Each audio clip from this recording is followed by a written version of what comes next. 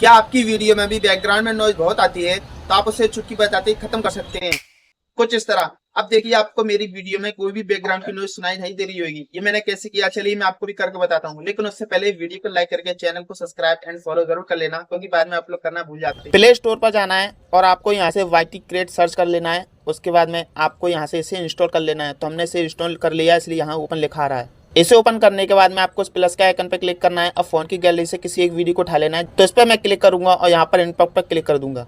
तो आपकी वीडियो यहाँ पर आ चुकी है। अब आपको नीचे देखना है, आपको ये प्लस का आइकन नजर आ रहा होगा जिस पे ऑडियो लिखा हुआ है, इस पर हम क्लिक करेंगे तो कुछ ही सेकंड में आपकी वीडियो से ये सारी नॉइज़ रिमूव कर देगा। तो हमारी नॉइज़ रिमूव हो चुकी है। अब आपको क्या करना है, इस तीर का आइकन पर क्लिक करना है और यहाँ पर इनपॉट कर देना है। तो ये वीडियो आपकी फ़ोन की गैलरी में सेव हो जाएगी। अब आप इसे यूट्यूब, इंस्टाग्राम, फेसबुक पर डाल सकते हैं। वीडियो पसंद आई हो तो लाइक करके फॉलो ज़रूर कर देना, अगर नहीं किया है तो।